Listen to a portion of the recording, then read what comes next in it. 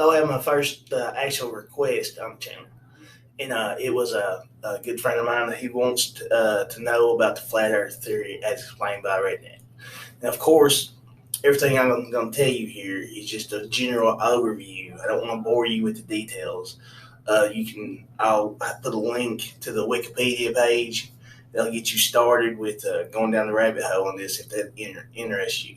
The general basic premise of the flat Earth theory is that Earth's land masses are all flat in some kind of way, or mostly flat, and the ocean surrounds them, and the sky is a dome, and the sun and the moon are part of this, either part of this dome or floating right outside of it, and it rotates around the Earth. And most, especially the early societies, believed the Earth sat at the center of the universe. You had the pre-Socrates Greeks who believed the Earth was shaped more like a bowl with a small depression in the middle, because that's how they explained the sun rising and setting different times around the world, the sun and the moon. The early Norse believed that the Earth sat on the world tree and is surrounded by an endless sea. And they had the serpent in the ancient Norse would call this, I can't pronounce it, it starts with a J,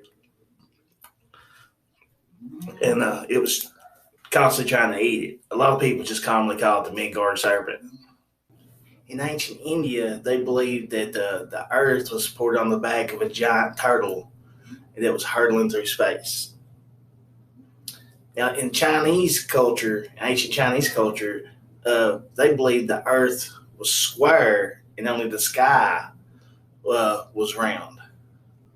It wouldn't be until Pythagoras of the ancient Greeks used mathematics to theorize the earth was a sphere and did not sit at the center of the universe. So kind of surprisingly to me, because you get this idea of the Norse, but they would adopt the idea around 1200 AD.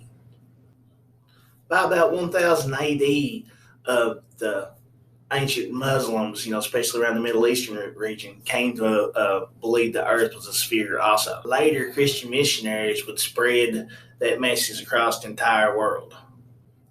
So why has the interest in the flat earth been renewed? A lot of people consider it almost a conspiracy theory. They said it was founded by the religious people, and also they think the governments of the world kind of conspire to make everybody believe that, which is kind of ironic because most early religions believed the earth was flat in some kind of way, and then you could be cast out or burned as a heretic if you even suggested it was something different. In Britain around 1865, a man named Samuel Rothbottom wrote Zealtic Astronomy, Earth is not a globe. And the theory began to pick up on popularity. Part of the reason was that, Rothbottom was, by all accounts, somewhat of a charlatan and a con man on top of his other pursuits. He didn't have really formal academic training, but what he was is a skilled debater. And what he would do is he would out-debate the scientists of his time. And so he got many followers to believe in him, to believe his theories at that time. The most common modern depiction of the flat earth is that the continents are clustered in the middle of the ocean and we're surrounded by the Antarctic shelf. They hold that it's a government conspiracy because if you look at the UN symbol, it shows land masses in the middle surrounded by the water, and Antarctica is not anywhere to be seen. Also, there's no commercial flights that ever fly across the poles. And that's because the governments of the world agree that the electromagnetic fields would alter the navigational equipment and planes would be more likely to crash. But, a whole lot of people, not just flat earthers, have a different theory on that. And most, but not all, flat earthers have a different view of gravity or what we call gravity. What they contend is the Earth is constantly moving upward. So when you drop an object in the normal gravity, it falls to the Earth at a certain speed. Well, the flat earthers contend, most of them, that the Earth actually rises to meet the object at the same rate. So while the conclusion is the same, the reasoning is different. And you can see how those theories could be spread, especially with the way the internet is now. If you have any kind of idea you can put it out there in most countries in the world. And so some of the misinformation or pseudoscience that is out there, it's really easy to get those ideas in your head because, you start thinking about it and some of them do make sense.